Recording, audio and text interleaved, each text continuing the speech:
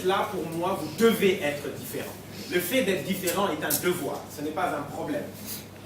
Vous comprenez?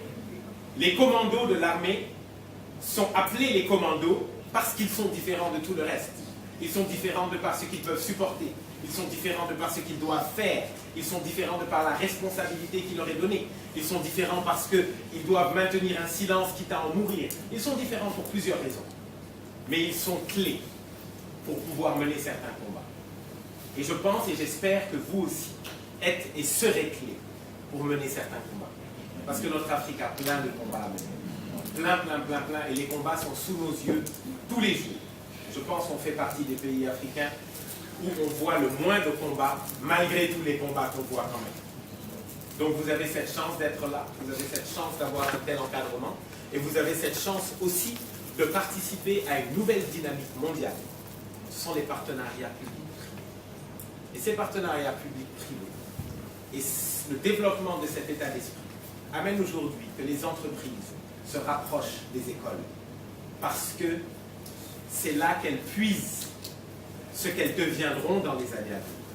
Et donc c'est important pour elles que les écoles, que les étudiants de ces écoles puissent commencer à réfléchir sur le monde dans lequel ils sont. Tout à l'heure, Ndaidak va vous parler de produits digitaux. Et évidemment, vous comprendrez que l'ère dans laquelle on est aujourd'hui est une ère où le digital prend sa place. Et donc nécessite que parmi vous, un certain nombre puissent être extrêmement conscients et développer des compétences dans ces métiers-là. Parce que ce sera probablement les métiers de demain.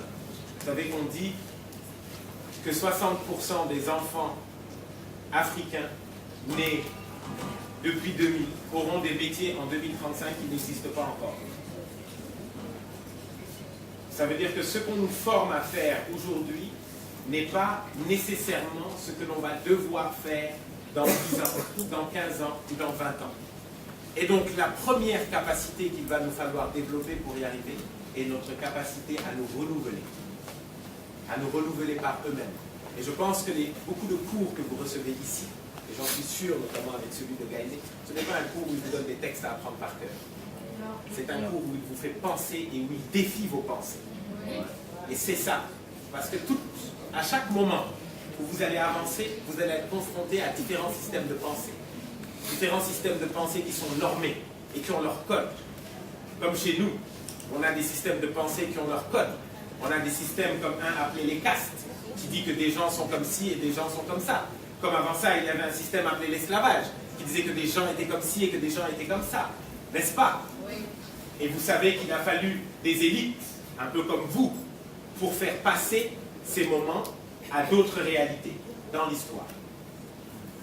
Il a fallu que des gens se battent pour que ceux qui étaient esclaves ne le soient plus. Pour que ceux qui étaient limités par leur caste ou par leur ethnie ne le soient plus. Ou tout simplement pour qu'il y ait autant de filles dans cette pièce aujourd'hui. Et ce combat-là, il ne s'est pas mené il y a des siècles, il s'est mené le siècle dernier par certaines de vos mamans ou de vos tatas ou de vos grands-mères. Je vous dis ça pour vous dire tout simplement que chaque génération a son combat. Et il est important que chacun s'approprie ce combat-là et le mène. Et c'est là où vous exprimerez votre leadership. Tout à l'heure, un seul désaccord que j'ai, peut-être avec ce que Samuel a dit tout à l'heure, et c'est un petit désaccord, c'est de me considérer comme un leader. Le leadership, c'est un chemin. C'est comme la démocratie.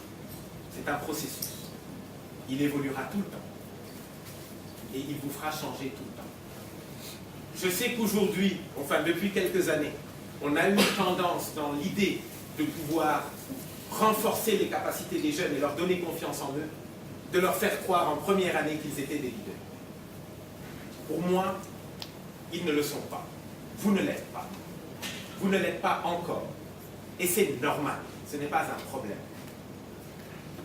Vous le deviendrez peut-être, de par les chemins que vous allez décider de prendre. Mais c'est maintenant que se construit votre leadership pour la vie.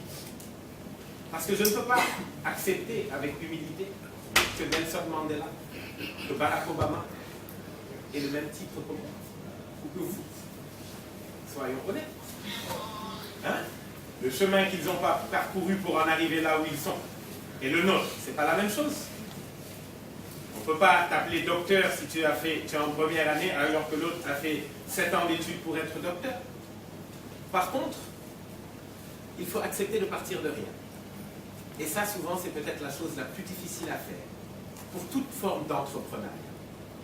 Et on va parler de prenariat plus aujourd'hui, pas d'entrepreneuriat. Parce que tout le monde ne peut pas être entrepreneur, et tout le monde ne doit pas être entrepreneur, sinon le monde va exploser. Parce qu'on aura une entreprise par personne. C'est compliqué à gérer. Il faut des alliances. Il faut que certains développent une forme de compétence managériale et que d'autres développent d'autres formes de compétences techniques. Mais ce qui est là bien avec le leadership, c'est qu'il est transversal. Quel que soit le responsable, qu'il soit DG ou pas DG, peut faire preuve et doit faire preuve de leadership dans son domaine. Et c'est pour ça que l'aspiration que vous avez ne doit pas nécessairement être une aspiration de créer ou d'être celui qui va être devant. Votre aspiration doit être de participer à la création d'eux, en ayant la meilleure place par rapport à ce que vous voulez offrir. Et je m'en rends compte avec l'expérience. J'ai créé, je suis le directeur exécutif, je suis le numéro 1. Mais fondamentalement, je ne pense pas que ce soit le poste que je dois avoir dans mon organisation, de par ce que je peux apporter à mon organisation. Et là, vous allez rentrer dans une forme de conflit avec vous-même, avec comme premier élément l'ego. L'ego sera votre ennemi premier et dernier, surtout dans la société dans laquelle nous sommes. C'est vous, vous êtes au centre, vous pensez, vous créez et vous devez gagner. Et il va falloir apprendre à dominer cet ego-là. Et l'ego se crée naturellement dans les élites, davantage. Donc vous êtes peut-être ceux qui ont le plus de potentiel à avoir un ego développé. Parce que vous faites partie du cercle de tête. On vous a toujours dit que vous étiez intelligent, on vous a toujours dit que vous étiez doué, on vous a toujours dit que vous allez réussir, on vous a toujours dit tellement de choses que finalement vous remettez moins les choses en question. Ce qui fait un bon leader, c'est sa capacité à remettre les choses en question en permanence, par rapport à lui-même, par rapport à ce qu'il fait et par rapport à là où il veut aller. Moi, j'ai commencé mes activités en 2007. J'étais en terminale. J'ai vécu une vie totalement normale. Ou normale, ça dépend pour qui d'ailleurs, c'est quoi normal. Mais normale dans le sens que je n'ai jamais eu de problème pour manger. Qui a déjà eu des problèmes pour manger dans son enfance, ne pas avoir accès à de la nourriture parmi vous? Qui a déjà eu des problèmes pour ne pas avoir accès à un endroit sain où dormir pendant son enfance? Qui a eu... qui n'a pas eu accès à de l'eau potable pendant son enfance? Alhamdulillah. Déjà sur cette base-là, vous pouvez rendre grâce à Dieu. Parce que vous avez bénéficié peut-être du meilleur de ce qui était disponible. Mais que ça vous oblige derrière, aujourd'hui, parce que vous êtes adulte, parce que vous devez développer votre maturité pour ceux qui ne l'ont pas encore fait et la construire pour ceux qui l'ont fait. Vous devez savoir que ce que vous avez eu aujourd'hui, c'est par le choix que vous avez fait d'être à Madiba. C'est que votre mission dans la vie, c'est de faire que les 3 choses que j'ai citées au début et que vous n'avez pas vécues, que personne d'autre dans le monde ne puisse les vivre. Parmi tant d'autres problèmes. Et c'est à ça que vous devez aspirer. En 2007, je passais mon bac. J'étais au cours Sainte-Marie de Bâle. Je faisais un stage auprès d'une réalisatrice d'un film sur la cantatrice sérérienne des Coducet, dont vous avez peut-être entendu parler. Qui n'a jamais entendu parler d'Yann Décodousset? Les Sénégalais. Alors, qui sont sénégalais et qui n'a jamais entendu parler d'Yann Décodousset? Bon, on va Google, YouTube. Et pendant ce film-là, c'était pendant la période des résultats du bac. Vous avez tous passé le bac il n'y a pas longtemps. Donc vous savez ce qu'est le bac. Au Mariste, là où j'étais, chaque année, on a un taux de réussite au bac d'à peu près 80-90%. Donc dans ma tête, le bac n'a jamais été un problème. En gros, il y avait plus de chances d'avoir le bac que de rater le bac. N'est-ce pas? Et quand je suis allé à Diofior, pendant les résultats du bac, j'ai découvert une autre réalité que je ne connaissais pas. 80% d'échecs. Des enfants, des adolescents, de tout âge d'ailleurs, jusqu'à 26-27 ans, qui repassaient le bac. Quelqu'un m'a dit qu'il a passé le bac 7 fois, 5 fois, puis arrêté un an, puis 2 fois. Il a échoué. Vous voyez 11 admis sur 200 candidats d'office. Vous voyez que c'est une école qui est au milieu de rien du tout. Vous voyez que les jeunes qui sont dans cette école n'ont ni soutien de la famille, parce que c'est probablement pas des parents éduqués, ni capacité à pouvoir se renforcer autour d'eux, parce qu'il n'y a tout simplement rien autour d'eux, à part les mêmes gens qu'eux qui vivent dans les mêmes conditions. Et j'ai pensé à mon parcours scolaire, en les voyant, en me disant, j'ai jamais eu de... Moi, en fait, quand je les voyais, je me disais, comment moi, je simulais que j'étais malade pour ne pas aller à l'école, ou bien je faisais la tête quand je devais prendre le Diaganiaï pour aller à l'école, ou pour tout ça, parce que je me disais, je veux mieux. Mais le mieux de toi est toujours le moins de quelqu'un. Et quand j'ai vécu cette situation à Diofior, j'ai fait face à une injustice, et je pense que c'est la première prise de conscience, on va dire, sociale ou collective que j'ai eue. C'était pourquoi des élèves qui sont dans les mêmes conditions que moi, et qui ont tout pour les encadrer, et pour leur permettre de s'en sortir à l'école, devraient être évalués par le même examen que des élèves qui ont 3 mois de grève par an, des enseignants vacataires, qui doivent marcher des kilomètres pour aller à l'école. Ce n'est pas juste. Et c'est un problème de justice. C'est un problème parce que on entretient une société où ce ne sont pas ceux qui méritent qui ont les choses. Ce ne sont pas ceux qui travaillent le plus dur qui ont les choses. Mais c'est ceux qui ont bénéficié de l'environnement le plus favorable. Ce n'est pas juste. Un État doit standardiser pour que tout le monde ait accès à la même chose. Et depuis, j'ai commencé ma guerre contre le baccalauréat. Et c'est une guerre qui va prendre du temps. Mais aujourd'hui, ma conviction ferme sur le baccalauréat. Parce que je vais vous donner des chiffres, parce que ce que je vais vous dire va peut-être vous faire peur. Donc je vais vous donner des chiffres qui vont vous rassurer sur le pourquoi.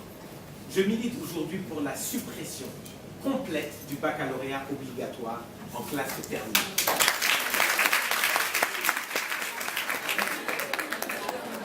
Un examen national, je vais m'expliquer.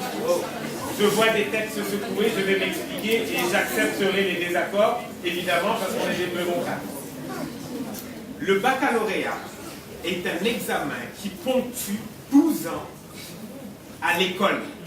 12 années pour un individu qui a fait un parcours normal, sans compter la maternelle. D'accord? Entre 2016 et 2017, il y a eu 300 000 candidats au baccalauréat. D'accord? Il y a 200 000 candidats qui ont échoué au baccalauréat sur les 300 000. Ça veut dire quoi? Que ces jeunes Sénégalais pour lesquels on a investi pendant 12 ans, qui ont travaillé dur tel qu'ils le pouvaient pour en être là, on leur dit officiellement que vous n'avez pas d'avenir parce que vous n'avez pas eu le bac ou parce que les universités ne peuvent pas vous contenir. C'est inacceptable. Si on a des universités qui veulent de la qualité, ces universités peuvent faire passer le baccalauréat aux candidats qui le veulent. Et ces candidats-là, comme les universités font, choisiront sur leur dossier. Mais pour tous les autres, et sur les 10 dernières années, notre système éducatif a rejeté 1 million de jeunes qui ont raté le bac. C'est sérieux. Ça devrait être le principal sujet dont on parle dans notre pays, plutôt que tous ces trucs sur WhatsApp de qui a trompé qui ou qui a fait une liste de quoi. C'est de ça dont on devrait parler. Que 1 million de jeunes Sénégalais sur 15 millions ont été mis de côté parce qu'ils n'ont pas eu un examen qui est incapable d'être juste aujourd'hui de par la capacité de notre infrastructure à les accueillir. Et on ne doit pas les barrer. Et cette frustration, donc, qui est causée par une émotion, d'abord, hein, avant d'être rationnelle, est pour moi aussi ce qui crée votre déclic. Que vous soyez dans l'idée de l'entrepreneuriat privé ou social, votre envie d'agir n'est pas seulement rationnelle. Elle est aussi poussée par une dose d'émotion. Parce que c'est cette dose d'émotion qui vous fait sentir une injustice, qui vous fait sentir un manque ou un problème, et qui vous donne envie de le résoudre.